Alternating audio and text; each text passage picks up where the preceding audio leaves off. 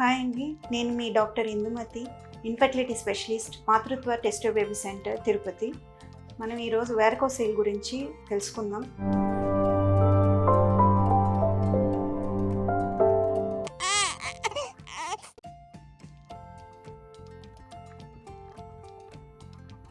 అసలు వారికోసిల్ అంటే ఏంటి, అది ఎలా ఇన్ఫర్టిలిటీకి రిలేటెడ్ అనేది ఈరోజు డిస్కస్ చేస్తాం.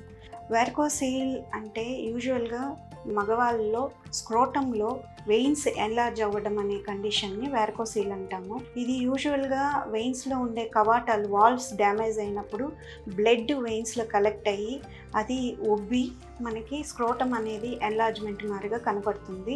యూజువల్గా ఇది చాలా వరకు సిమ్టమ్లెస్గా ఉంటుంది, చాలామందికి తెలీదు. కానీ ఇప్పుడు 10 మంది ఇన్ఫర్టిలిటీ కపుల్స్లో మేల్స్లో చూస్తే ఇది 4 నుంచి 5 మంది వాళ్ళకి కారణంగా నిలుస్తుంది. అంటే దీనివల్ల కణాల కౌంట్ తగ్గటం, శుక్రకణాల కౌంట్ తగ్గటం, మొటిలిటీ తగ్గటం, మార్ఫాలజీ పైన ఈ వారికోసిల్ అనేది అఫెక్ట్ చేస్తుంది. యూజువల్గా వారికోసిల్ అనేది మనము జనరల్గా డాక్టర్ దగ్గరికి వెళ్ళినప్పుడే డయాగ్నోస్ చేయగలరు. అలాగే అల్ట్రాసౌండ్ ద్వారా, వాల్సెల్వా మెనోవర్ ద్వారా డయాగ్నోస్ చేయొచ్చు. ఇది వారికోసిల్ అనేది 4 గ్రేడ్స్ ఉంటాయి: గ్రేడ్ 1, గ్రేడ్ 2, గ్రేడ్ 3, గ్రేడ్ 4.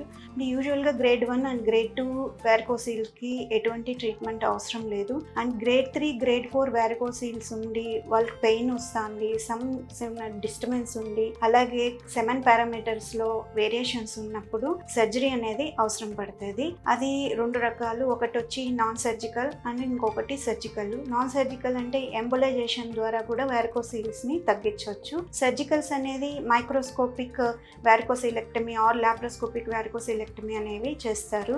దాని ద్వారా మనకి సెమెన్ పారామీటర్స్లో 3 to 4 months తర్వాత చాలా వరకు కౌంట్లో వేరియేషన్స్, మార్ఫాలజీలో ఇంప్రూవ్మెంట్ అనేది కనపడుతుంది. Thank you.